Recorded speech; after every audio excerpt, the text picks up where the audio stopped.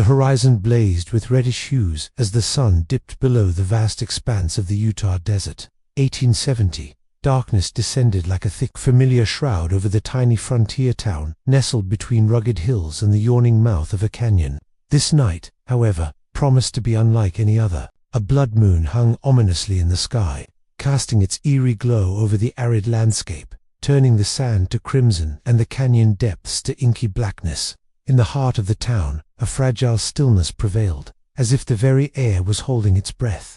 Rough wooden buildings lined the street, their shadows stretching long and dark under the moon. Somewhere in the distance, an old coyote howled, its lonely cry reflecting the pervasive tension suffusing the night. The townsfolk, superstitious and wary, eyed the celestial phenomenon with a mix of awe and dread. Tales of the blood moon bringing misfortune and calamity circulated among them, growing in fervor and embellishment with every recounting. Yet, as fear took root, the blame for an inexplicable sickness that had lately taken residence among the people found a convenient scapegoat: an Apache woman living on the town's fringes. She was known in passing to some, a healer to a few, a mystery to most. Her solitary figure was often seen traversing the barren trails, collecting herbs, whispering to the winds in her melodic tongue. Her aloofness and the enigma of her presence fueled suspicion. As the illness spread, so too did the whispers, curling and coiling through the town like a snake ready to strike. On this night, the unease boiled over. Behind closed doors, men and women convened in parlors and taverns, their faces shadowed by flickering lantern light, their voices lowered yet intense. Words like witchcraft and curse hung heavy in the smoke-laden air. The blood moon, a harbinger of doom, seemed to lend credence to these dark suspicions. Finally, the decision was made. A mob was formed, driven by fear more than reason, united not by justice but by desperation. They marched toward the edge of town. Where the woman's humble dwelling sat isolated, a small cabin, nestled against the canyon's protective arm. She was there, awaiting them, her demeanor composed, though her eyes, deep and knowing, reflected both the sadness of her people's tales and a fierce defiance. As they closed in, torches lighting the path like fiery serpents, she did not retreat or plead. Instead, she stood tall, a solitary figure beneath the monumental sky, the blood moon casting its watchful eye over the encounter. The men spoke, their accusations sharp like the knives they carried, seeking not understanding but retribution. Her silence was a bitter antidote to their clamor, unnerving in its calmness. Finally, her gaze swept over them, her voice rising clear and resolute like a bell cutting through the dark. "You seek to bind the wind, to cage the spirit of the land," she declared, defiance woven into her words. "I have done no harm. It is the land that calls for reckoning, seeking peace for all who tread upon it." But these declarations were drowned in the tide of rising anger, swallowed by minds closed to reason. Rough hands seized her, pulling her to the center of town where a stake awaited a macabre monument to their fear. Chains were clasped around her wrists, iron biting into flesh. As the crowd gathered, their murmurs a low, terrible symphony. The blood moon continued its vigil, casting long shadows over this tragic theater.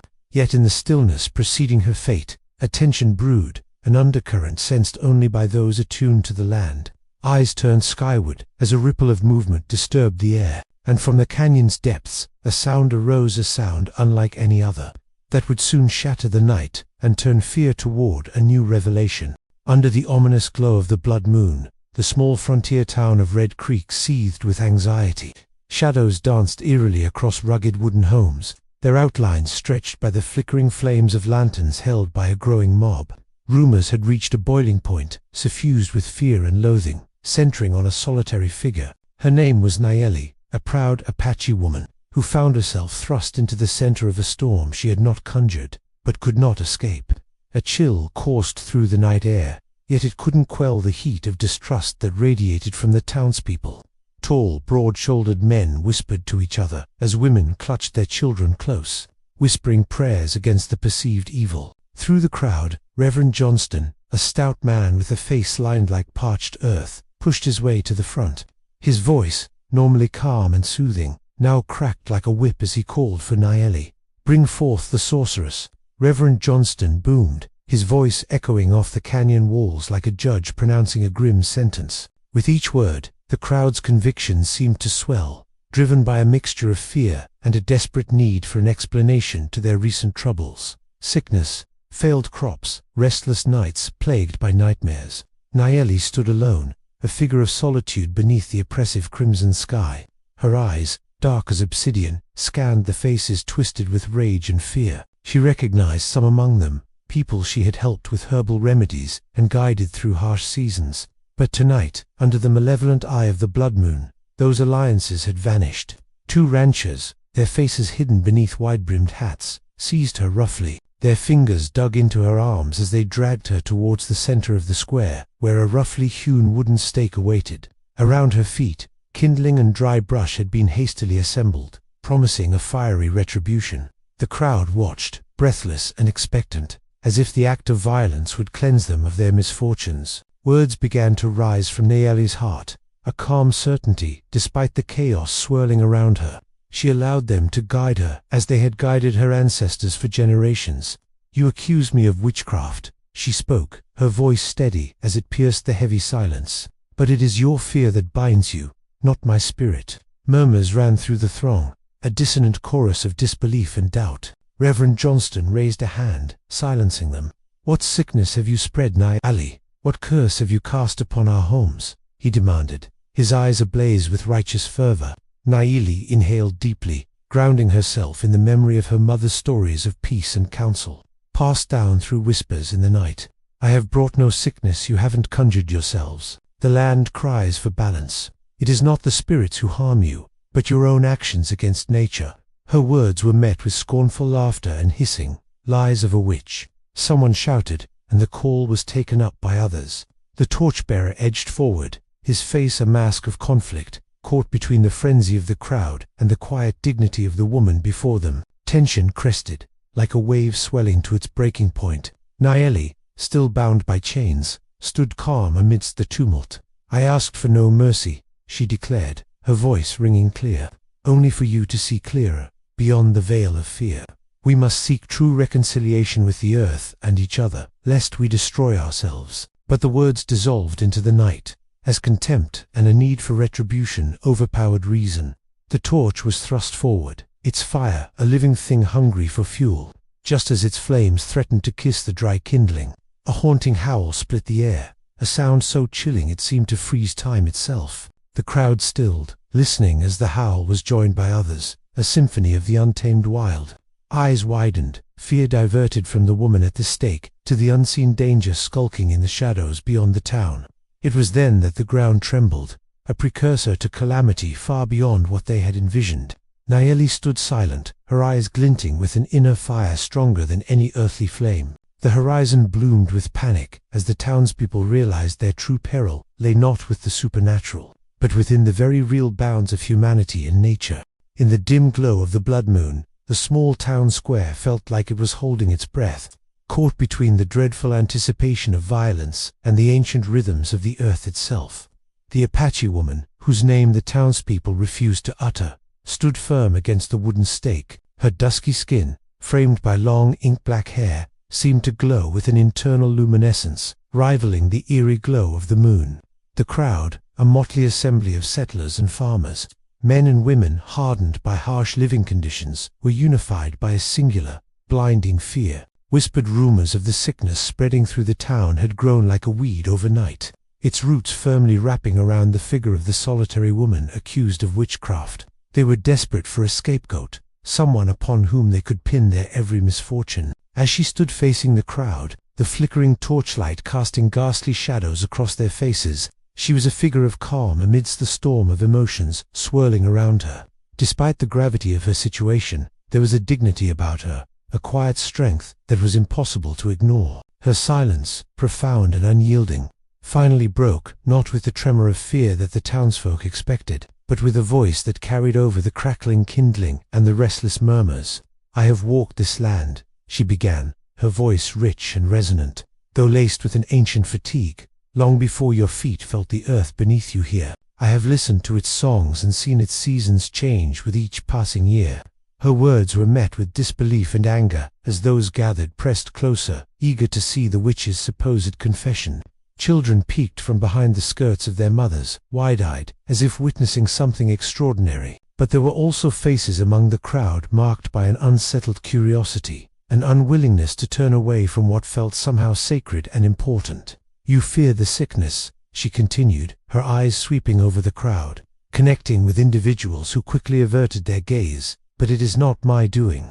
The land cries out in pain under the weight of your plows and your greed. It does not seek vengeance, but balance. You've forgotten the old ways and the spirits that guided them." Her words, a plea filled with both sorrow and an ironic twist of empathy, hung in the air. In that moment, the blood moon seemed to cast its own judgment on the scene, washing the world in a harsh but fair light. Some of the townsfolk squirmed under her unwavering gaze, feeling a shame they couldn't entirely understand. A few turned their eyes to the scarred earth beneath their feet, wondering if they could indeed hear the murmurs of a suffering land. A brave soul from the crowd, a farmer whose crop had inexplicably withered despite his care, found his voice. "And what would you have us do? We struggle, we toil and try to make a life in this unforgiving frontier. What do the spirits want that we do not offer?" His voice trembled with both fear and a glimmer of hope that perhaps salvation lay in understanding. The Apache woman looked at him, her gaze softening, if only for a moment. "Harmony," she replied simply. "Respect. Acknowledge the life within the land, for it is as real as your own." But before her message could take root, the sharp voice of the town's preacher cut through the moment, railing against the blasphemy of heathen beliefs. The crowd tensed once more, drawn back into the feverish certainty of their purpose. The woman's words, pregnant with wisdom and the possibility of redemption, were all but swept away in the tide of renewed fervor. The rising tension in the air was almost palpable. The crowd, agitated and teetering on the brink of violence, seemed poised to act on their fears. Yet the woman remained impassive, her lips moving silently in what those closest to her could only describe later as a prayer amidst the chaos of hatred and confusion. As the torchbearer stepped forward, the flame dancing threateningly close to the kindling at her feet, a hushed silence fell over the mob, as if the universe itself paused to see what would unfold. It was a fragile moment, suspended in time, where her plea for justice battled against the tides of ignorance and fear. And just when it seemed darkness would not yield, the night erupted in howls, splitting the air like some spectral warning from another realm. The cries raced through the canyon, unsettling enough to still even the most hateful heart among the crowd. Anxiety fractured the unity of the mob, setting the stage for the redemption that none yet foresaw. In those moments of dread and contemplation, her message lingered, igniting a slow kindling within certain hearts, a realization that perhaps true justice lay not at the end of a torch, but in the courage to embrace a broader understanding. And so the night held its breath, teetering on a precipice between destruction and redemption, leaving the townsfolk with much to ponder as the echoes of her voice faded into the night. With each passing breath, the question remained: could the truth she spoke shape the fate of those gathered under the unyielding gaze of the blood moon? The night sky, drenched in the eerie glow of a blood moon, cast long shadows over the rugged terrain of the canyon. The tension in the small Utah town seemed stagnant, a palpable presence that clung to the very air. The townsfolk stood united in their hysteria, torches held aloft, ready to pass judgment on the lone Apache woman they believed was responsible for their ailments. But as the torch was poised to ignite the stake, an unexpected sound cut through the charged silence, a haunting, feral howl that reverberated off the canyon walls. It was not a solitary cry, but a chorus of howls, each more chilling than the last. The townspeople froze, torches flickering uncertainly in their grasp. Whispers began to ripple through the crowd, their fear redirecting from the woman at the stake to the unseen threat lurking in the darkness. Before the tension could dissolve into chaos, the shadows at the periphery of the town stirred to life. Wolves emerged, their eyes reflecting the moon's crimson hue, moving with an eerie synchronicity that bespoke something far more intelligent than a mere pack of predators. Panic seized the crowd as the realization hit that these creatures, primal and unyielding, had surrounded the town. Amidst the terror, the sharp crack of gunfire shattered the air. It wasn't just wolves that had come with the night. A notorious gang of outlaws, known for their ruthlessness across the frontier, descended upon the town, weapons raised, their intentions clear. They took advantage of the wolves' diversion, seeking to plunder the town's meager riches and lay claim to whatever semblance of power they might wield in the current pandemonium.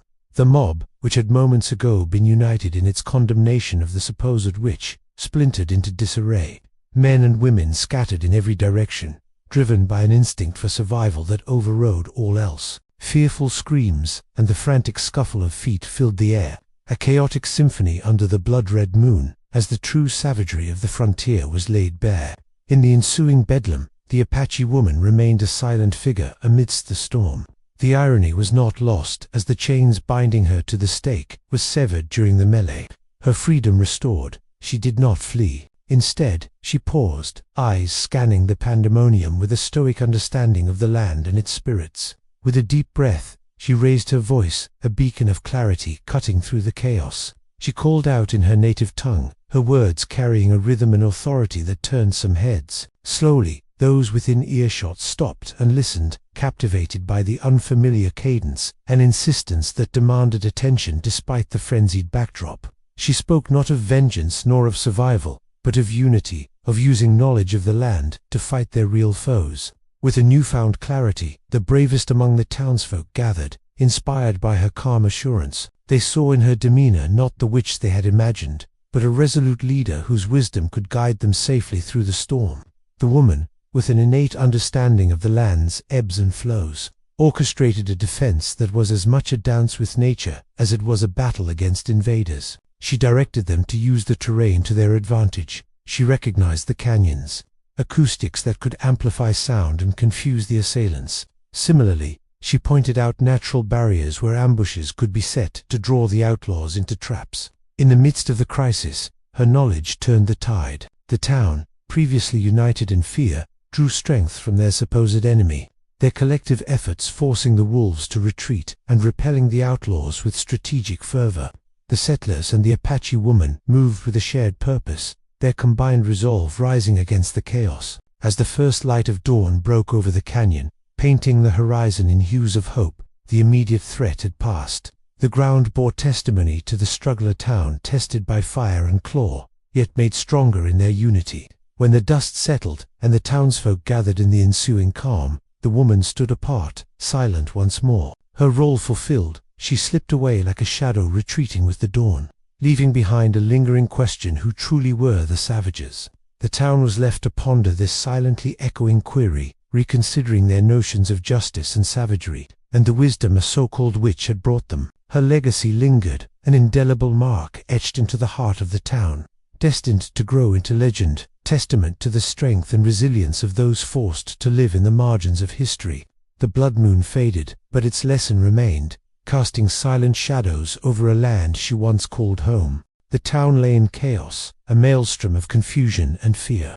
The once brisk air now carried the acrid scent of burning wood, mingling with the metallic temps of fear-induced sweat.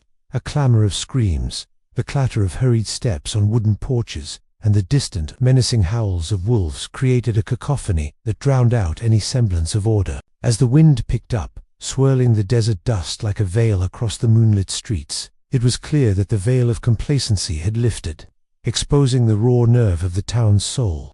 In the midst of this pandemonium stood the Apache woman, her wrists now free from the cruel bite of iron chains. The townspeople barely noticed her release, too preoccupied by the threat bearing down upon them. Yet those who saw her saw more than just a woman, but a beacon of calm, her presence, an unexpected pillar of strength amid their collapse. With deliberate grace, she moved through the chaos, her feet making scarcely a sound on the dirt-packed ground. She knew she held knowledge the others did not, of survival, of terrain, of the ancient bond between the earth and all its creatures. The blood moon's eerie glow seemed to cast a sanctified aura about her, commanding attention and, perhaps unexpectedly, respect. Her first task was to organize the townsfolk, gathering them to the center of the square. She raised her voice with an authority honed through years of leading her own in times of adversity. Listen. Her voice sliced through the din, unexpected power in its tone. You fear me as a witch, but now, fear those who come against us. Let us fight together, not as enemies, but as people of this land who wish to see another dawn. Some nodded in realization, desperation driving them to clutch at any lifeline offered. Others were more reticent, still shackled to prejudice even in the face of shared peril. Yet, united by a primal need to survive, they fell into a loose formation at her command. the spirit of necessity overriding long-held enmity. She instructed them in the ways of the land, how to set traps, using the very earth beneath their feet, how to disguise their numbers and confuse an enemy. Her knowledge was vast, a testament to a lifetime spent in harmony with her surroundings. Under her guidance, the townsfolk began to believe. The ragtag group, eyes widened by the vision of death so near, clung to her every word, their actions following suit. All the while, the pack of wolves circled, their eyes like lanterns in the night, not quite attacking. Their presence was a reminder of the lurking danger, a pressure that could crack any fragile alliance. But they were not the immediate threat, no. It was the band of outlaws, shadowy figures skulking in the periphery, that demanded the town's focus. The firelight cast tall, flickering shadows that danced upon the wooden walls of the saloon and general store, giving the town an otherworldly, haunted appearance. Yet through the storm of fear, the Apache woman stood firm, issuing orders with both a commanding and soothing presence. Here, she pointed, directing younger men to places where vantage points could be exploited. There, her finger traced a line along the dusty street, showing where barricades could funnel the enemy into traps. Then, the conflict erupted. The outlaws breached the perimeter, their shouts and shots slicing through the night, but they met more resistance than anticipated. The townsfolk, fueled by newfound purpose and led by this unexpected ally, fought with the desperation of those who had glimpsed their end and rejected its inevitability. Bullets flew, knives glinted, and in every corner of the town, echoes of individual battles wove together into the tapestry of survival. The Apache woman moved among the fighters like a whisper, her presence lending strength to those faltering, her strategies clinching small victories that built upon one another. With each outlaw subdued or sent fleeing, the courage of the townsfolk grew, their earlier fears diminishing under the relentless weight of their collective will. As the skirmish raged, a simultaneity of personal transformations occurred, each resident of the town confronting and overcoming their inner demons, their baseless fears. With every fleeting victory, they redefined what it meant to stand together, the invisible chains of prejudice gradually breaking under the pressure of an undeniable shared humanity. The battle continued until, one by one, the outlaws fell or fled, leaving only the whispers of the wind and the persistent glow of the blood moon overhead.